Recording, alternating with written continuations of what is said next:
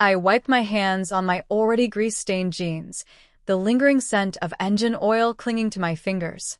The sun had just begun to dip behind the horizon, painting the sky in streaks of burnt orange and deep crimson. It had been a long, exhausting day at the auto shop, and all I wanted was to pick up my daughter from daycare and go home.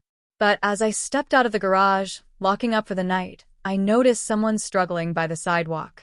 A woman, bent over a bicycle, muttering frustrated curses under her breath. Something about the way she looked, frazzled yet determined, made me pause. Maybe it was the way she pushed her hair out of her face with a huff, or maybe it was the defeated slump of her shoulders. Either way, I found myself walking toward her before I could think twice. "Need a hand?" I asked. She straightened, brushing a stray lock of hair from her face, eyes narrowing as she studied me. "I don't know much about bikes, but I think the chain's busted," she admitted, exasperation thick in her voice. I crouched down, examining the tangled mess of metal and rust. "Looks like more than that," I said, already reaching for the tools in my backpack. "Mind if I take a crack at it?" She hesitated, then let out a tired sigh. "Be my guest." At this point, I'd take a miracle. I smirked. "Well, I don't know about miracles, but I can definitely fix a bike." Little did I know, fixing that bike would change my life forever. It took me about 10 minutes to get the chain back in place, tightening a few loose bolts while I was at it. I worked in silence, aware of her watching me closely. "You do this for a living?" she asked. "Cars mostly," I said without looking up. "But anything with wheels, I can fix." She let out a soft chuckle. "Lucky for me, then." When I was done, I stood, wiping my hands on a rag. "That should hold you for now, but you might want to get a new chain soon. This one's on its last leg."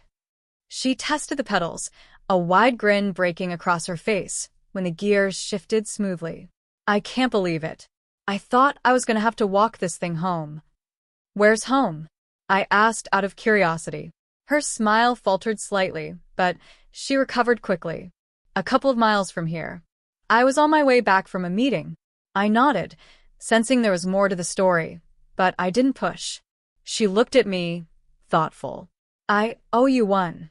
I shook my head. "No worries. Just glad I could help." She tilted her head, studying me. "I don't like owing people. What's your name?" "Daniel," I said. "Well, Daniel," she said, a glimmer of something unreadable in her eyes. "I have a feeling this isn't the last time we'll be seeing each other." She wasn't wrong. The next morning I was running late. My daughter, Lily, had spilled juice all over her dress, and getting her changed and out the door had taken more time than I had. When I finally made it to the shop, my boss, Greg, was waiting, arms crossed, his face set in that all-too-familiar scowl. "You're late again," he barked. I know, I don't want to hear it, Daniel. One more time and you're out. You're lucky I haven't replaced you already." I swallowed back the anger rising in my throat. I needed this job. As I turned to head inside, my phone buzzed. A text from an unknown number. "Meet me at the Lark Cafe at noon. You won't regret it. Eleanor." Eleanor. The woman with the bike. Curiosity got the best of me. At noon, I told Greg I was taking my break and headed to the cafe. She was already there, sipping a coffee, her expression unreadable. "You came," she said, setting her cup down. "I figured if you were going to murder me, you wouldn't have picked a cafe," I joked, sliding into the seat across from her. She smirked. "I have a business proposition for you." I blinked. "A what?" She leaned forward, her voice serious. "I need someone who's good with mechanics. Not just cars, motorcycles, vintage models, things most people don't know how to fix. And I need someone I can trust." I frowned. "And you think that's me?" Her gaze didn't waver. "I do." It sounded too good to be true. And yet something told me this was the kind of opportunity that didn't come around twice. "How much does it pay?" I asked. Her lips curved into a knowing smile. "More than you make now." I had no idea what I was getting into, but I was about to find out. I stared at Eleanor, trying to gauge whether she was serious. The offer sounded tempting. Too tempting. What exactly do you need fixed? I asked, leaning forward. She sipped her coffee, watching me carefully. I have a collection of rare motorcycles. Some need restoration, some need maintenance. And I need someone skilled, reliable, discreet. That last word made me pause. Discreet. Her lips curled slightly. Let's just say I don't trust most people. But after last night, I trust you. A part of me wanted to say no. I had enough on my plate, taking care of Lily, keeping my job at the garage, barely making ends meet. But another part of me, the part that was sick of scraping by, saw this as a way out. Where's the shop? I asked. Not a shop, she said smoothly. My estate. I nearly choked on my coffee. Estate. She smirked. Yes, Daniel. Estate. I wasn't dealing with some random woman with a broken bike. Eleanor was loaded. And she had chosen me. I need time to think, I said, but we both knew I was going to say yes. Take your time, she said, sliding a business card across the table. But don't take too long. Opportunities like this don't last forever. The next evening, after dropping Lily off at my neighbor's, I drove to the address Eleanor had given me. Her estate wasn't just big. It was a freaking mansion, hidden behind tall wrought iron gates. A security guard waved me in like he'd been expecting me. Inside, she led me to a private garage that looked more like a showroom. Rows of classic motorcycles, some worth more than my entire life, gleamed under bright overhead lights. This is where you'd work, Eleanor said, watching my reaction. I ran a hand over a vintage Harley, my fingers tingling. This is insane. She smiled. So, are you in? I exhaled. Yeah. I'm in. I had no idea what I'd just signed up for. I started the job the next day. The pay was incredible, double what Greg gave me at the garage, but something felt off. Eleanor was secretive. She had high-profile guests who spoke in hushed tones. One night, I overheard a conversation between her and a well-dressed man in the garage. You can't trust just anyone, Eleanor, he warned. She glanced at me across the room before replying, I know exactly who I trust. Something about the way she said it made my stomach tighten. What had I gotten myself into? I quit my job at the auto shop the next morning. Greg didn't take it well. Who the hell do you think you are, walking out on me? He sneered. I found something better, I said simply. He scoffed. You'll come crawling back when you realize people like you don't get lucky. I walked out without another word. But Greg wasn't done with me yet. I quit my job at the auto shop the next morning. Greg didn't take it well. Who the hell do you think you are, walking out on me? He sneered. I found something better, I said simply. He scoffed. You'll come crawling back when you realize people like you don't get lucky. I walked out without another word. But Greg wasn't done with me yet. One night, Eleanor invited me inside for dinner. Her house was as extravagant as her garage, but what shocked me most was a framed newspaper on the wall. The headline read, Eleanor St. James, the heiress who walked away. My stomach twisted. I wasn't just working for some rich collector. I was working for one of the most powerful women in the city. And suddenly, everything made sense. The next day, I noticed a black SUV parked across the street from my apartment. The same SUV followed me when I picked up Lily from daycare. That night, my phone buzzed with a text. Be careful who you trust. Someone was watching me, and I had a bad feeling they weren't on my side. When I arrived at work the next morning, I found Eleanor pacing, fury blazing in her eyes. Do you know a man named Greg? She demanded. My stomach dropped. Yeah. Why? She tossed a newspaper onto the table. The headline read, Former mechanic accused of fraud. It was about me. Greg had planted a story, claiming I stole from his garage before quitting. I'm gonna kill him, I growled. Eleanor crossed her arms. No, you won't. But I will. I stared at her. What? She smirked. Relax. I don't mean literally. But I'm not letting this slide. I didn't know what she had planned, but I knew one thing. Greg had messed with the wrong woman. The next morning, Greg's garage was shut down. The police were investigating him for tax fraud. I found out later that Eleanor had connections, powerful ones. Greg had tried to ruin my life, but she had destroyed his. Consider that my first favor repaid, she told me, sipping her wine. I should have felt relieved. Instead, I felt like I was in way over my head. Just when I thought things were settling down, everything changed. One night, I woke to the sound of sirens. My apartment building was on fire. I grabbed Lily and ran outside, coughing from the smoke. Firefighters were everywhere, but it was too late. My home was gone. And I knew it wasn't an accident. Someone had done this on purpose. And I had a feeling I knew who. With nowhere else to go, I called Eleanor. She didn't hesitate.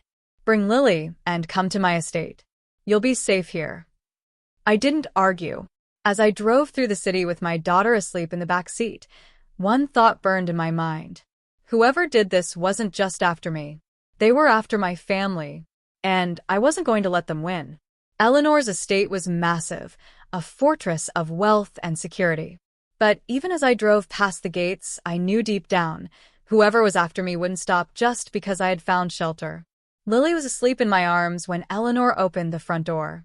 Her expression softened as she looked at my daughter. You did the right thing coming here, she said, stepping aside to let me in. I nodded, too exhausted to argue. But something gnawed at me. This wasn't over. And I wasn't about to sit around waiting for whoever tried to burn us alive to make their next move. Eleanor sat across from me in the dimly lit study, swirling a glass of whiskey in her hand. I have enemies, Daniel, she said finally. Dangerous ones. I leaned forward. And now they're my enemies too? She held my gaze. Looks that way. It clicked then. The SUV following me. The fire. This wasn't about Greg anymore. Who are they? I demanded. She exhaled. Men who don't like that I walked away from my father's business. People who think I should be controlled. I gritted my teeth. They went after my daughter. Eleanor's eyes darkened. And for that, they'll pay. For the first time since all this started, I wasn't just a struggling single dad anymore. I was a man with a reason to fight. The next morning, Eleanor's head of security, a grizzled man named Victor, pulled me aside. These people, he said, voice rough. They don't play fair. If you're going to stay in this fight, you need to be ready. I squared my shoulders. Then tell me what I need to do. He gave me a long look before nodding. First lesson, never wait for them to come to you. I knew what that meant. It was time to go on the offensive. With Eleanor's resources, it didn't take long to track down a name. Marcus DeLuca. A businessman on paper. A criminal in reality. He had ties to my old boss, Greg. And he was the one who had ordered my apartment to be burned down. It wasn't just about scaring me. It was a message. But they had underestimated me. Because now I was coming for them. Eleanor insisted I let her handle it. I refused. I had spent too long being pushed around, being the guy who scraped by while men like DeLuca pulled the strings. So I did what no sane person would do. I walked straight into his nightclub. Alone. The club pulsed with bass, but I wasn't here for drinks. I was here for war. DeLuca spotted me the second I walked in. His lips curled into a smirk as he leaned back in his chair, sipping a glass of expensive whiskey. Well, he said. You must have a death wish.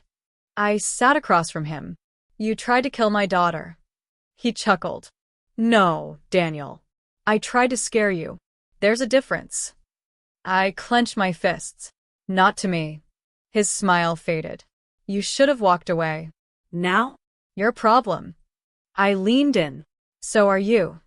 The tension was razor sharp. And then I said the one thing that wiped the smirk off his face. Eleanor St. James sends her regards. For the first time, I saw fear in his eyes. Good. I walked out of that club untouched. But I knew it wouldn't last. DeLuca wouldn't let this slide. That night, Eleanor and I sat in her office, going over the plan. We need to hit him where it hurts, she said. And where's that? She smirked. His money. We were about to pull off something insane. We were going to bankrupt Marcus DeLuca. Eleanor's contacts ran deep. With the right information, we gained access to DeLuca's offshore accounts. One night. That's all it took. By morning, $50 million of his money was gone. And he knew exactly who to blame. I barely had time to breathe before DeLuca retaliated. One of Eleanor's warehouses was set on fire. It wasn't just about money anymore. It was personal. And it was war. I sent Lily to stay with a trusted friend. I couldn't risk her being caught in the crossfire. Eleanor placed a hand on my shoulder. We're going to end this, Daniel. For the first time, I believed her. DeLuca had one last stronghold, an old factory where he ran his operations. Eleanor and I drove there at midnight, armed with information that could destroy him. But DeLuca was waiting. And he wasn't alone. DeLuca smirked. You think you've won? Eleanor stepped forward. I don't think, Marcus. I know. She tossed a folder onto the table. Bank records. Fraud. Corruption. Everything. His face turned pale. You have nothing, he spat. I smiled. Then why do you look so scared? The police raided the factory that night. DeLuca was taken in screaming threats. But he was done. Eleanor and I stood outside, watching as he was dragged away. It's over, she murmured. For the first time in a long time, I believed that. With DeLuca gone, life slowly returned to normal. I had a real job, a real home. And for the first time in years, I wasn't just surviving. I was living. One evening, Eleanor made me an offer. Come work for me permanently, she said. I hesitated. What about my daughter? She smiled. We'll make it work. For the first time, I saw a future where I wasn't just scraping by. I saw a future where I could actually give Lily the life she deserved. I took the job, not because I needed the money, but because Eleanor had given me something more valuable than that. A purpose. As I tucked Lily into bed that night, I thought about everything that had happened. The fire, the threats, the war. It had changed me. But I wasn't afraid anymore. Because I had won. And for the first time in my life, I wasn't just fixing things. I was building something better. For me. For Lily.